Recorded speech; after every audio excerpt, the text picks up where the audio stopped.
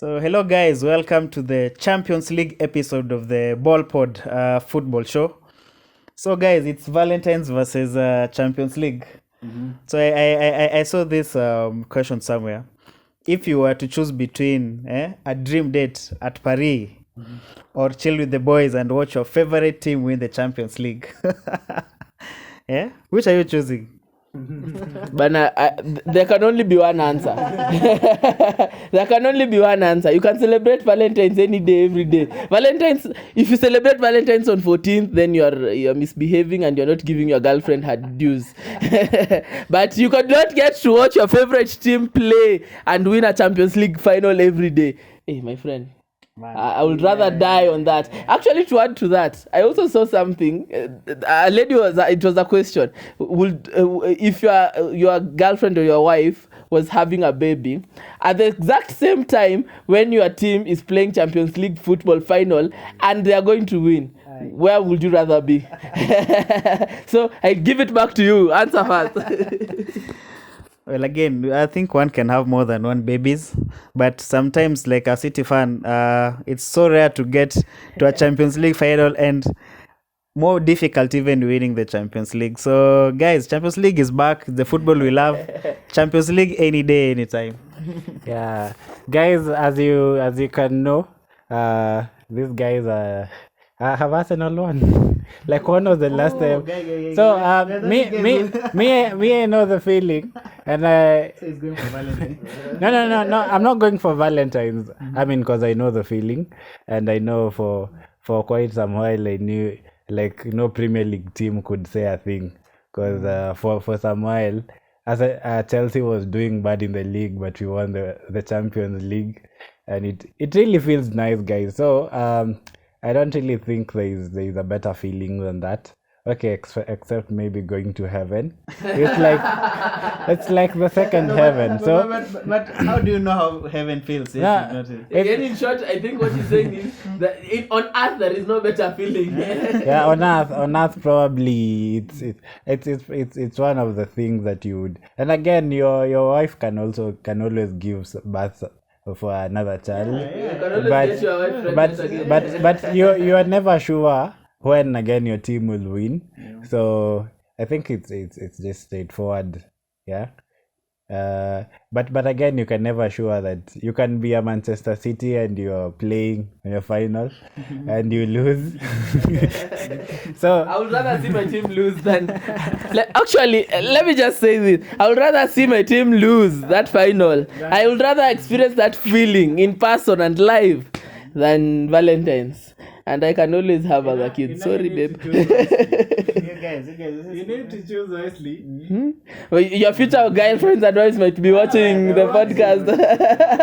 But anyway, your cup of tea. Tell us, what would you rather be? Would you rather be with your wife in the labor room or watching your favorite team win the final? Or would you go for Valentine's or watch your favorite team win the final? So, which would you rather have? Man, I have something, yeah. I think for you ladies, you would agree. You guys want to be loved every day, not just on Valentine's.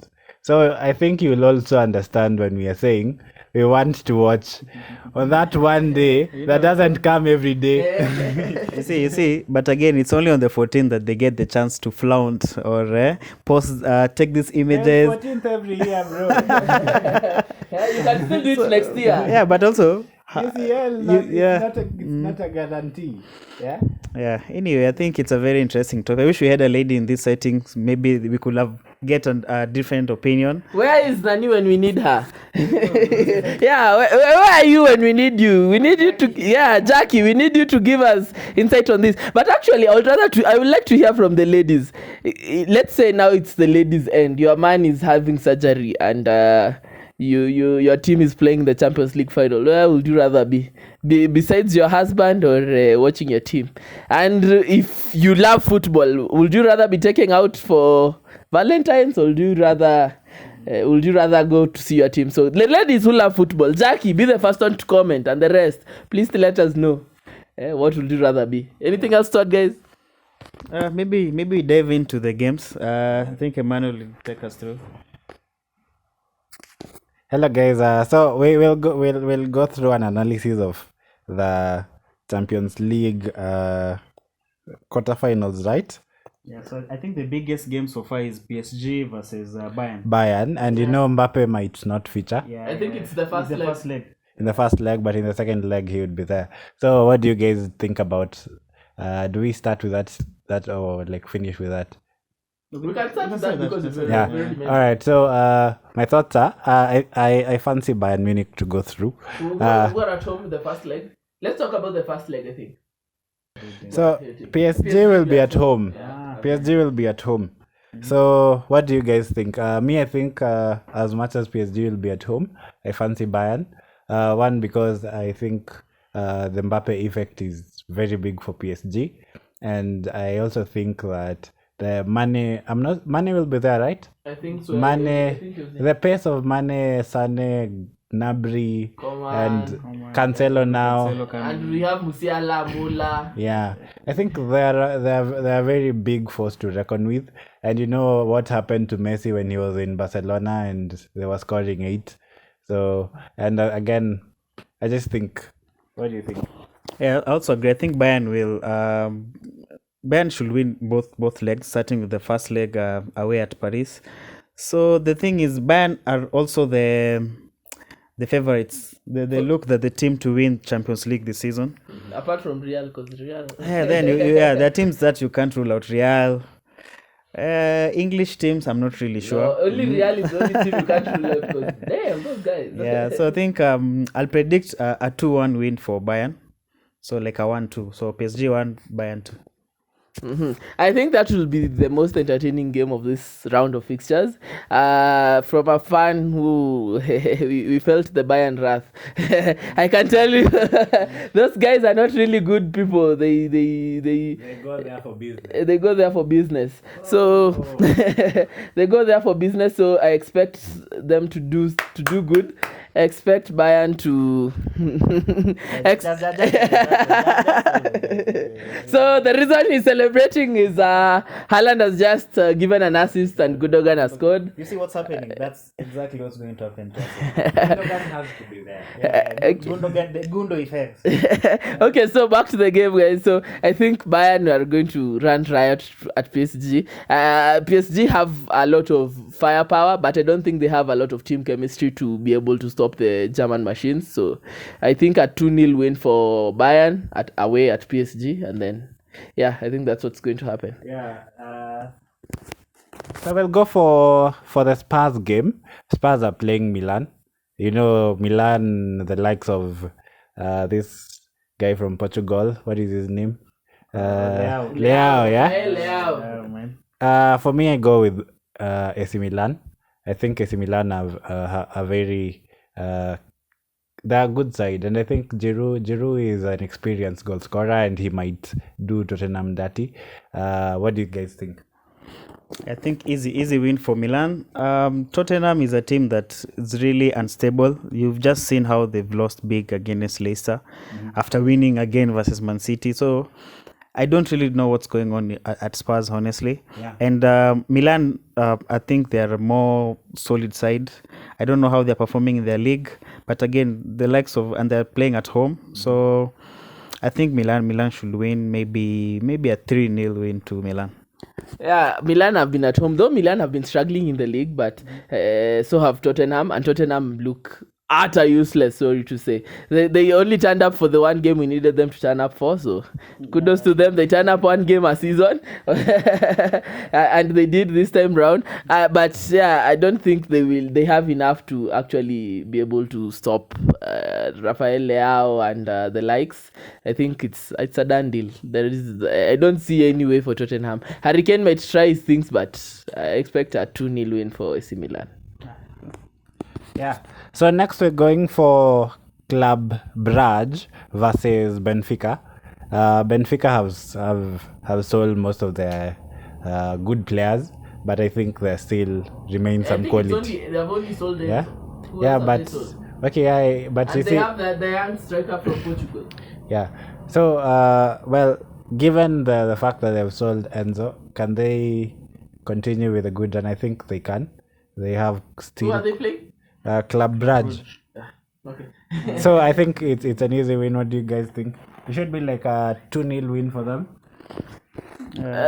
Okay, I'm not really sure which group Club Brugge were and how well they have been performing, but I know Benfica were in the Juventus League, the Juventus group, and they did very well there. Though they had Enzo and they sold Enzo for very good money. So yeah, I don't think Club Brugge have enough to stop the talent that Benfica has. So I expect maybe a 1-2-0 win for Benfica for the first leg, and let's see what happens. I agree with you guys. So maybe the big game. Let me ask Emmanuel the questions here. You guys are playing BVB. I think you'll be playing away to BVB. Yeah. And you have very good signings. You have new players. And one thing I was telling Emmanuel earlier is it's Chelsea might be struggling in the league, but they might go and surprise us in the UEFA Champions League and fancy a chance of even winning. We've seen them do this before, where they're very poor in the league, but the Champions League they just get the results and they know how to play this knockout game. So again, I'm giving Chelsea a narrow 1-0 win for this particular fixture. Yeah. So Will be at home. Dortmund. So this is the thing about Chelsea. I'm not so sure with their winning mentality, but I fancy their quality. Yeah. One thing is I from the West Ham game I saw some improvements, and the improvements were significant. The introduction of Enzo to the team has made the midfield stable. The Reece James is now back and can play. Chilwell is back and he can play. Felix is doing a marvelous job. Mount is not getting minutes, which is not like a thing. Probably our main issue should be maybe can Kai Havertz convert the chances, but well, I also think we're just going to win this, probably like a 2-1 win. Yeah.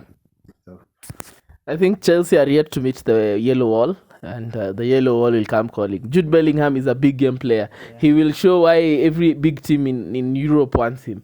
So Chelsea will continue to struggle until the end of season. I think they will maybe figure it out next year, but the yellow wall will strike, and I expect a 2-0 win. Marco Reus goal must be there. 2-0 win for Borussia Dortmund. all right. Yeah, we'll ask Kevin when Chelsea wins what he meant by that. Yeah. So we'll go to Liverpool, Real Madrid. No, but this is the other week. I think we can leave it for the all right. But overall, we just think that we've selected we've picked our winners. I think most of us are convinced with whatever we picked, right? Yeah. The only maybe deviation that we haven't agreed is the Chelsea game, and let's hear your comments on the same. Do you think Chelsea can pull a result? Do you think Mudryk can stretch the pitch? Do you think Havertz can convert a goal? Yeah. So I think that is just it for the UCL. What do you if yeah. Those people are playing in UCL. I don't know why they're disturbing us. As we are going to win the Europa League. It's a penalty for Man City. Why are they giving it to Mahrez? Anyway, that's all for the UCL show. Let us see Man City lose a penalty. Ndio. Rafa anashinda kufunga. Unajua anaweza uza. Martinez atamshikia. Nice. Bro. Mli captain Mahrez. Hatukumcaptain lakini. Sasa wako na bao na assist. Sasa tu sasa yale na kona assist bado bao. Nani ametegwa though?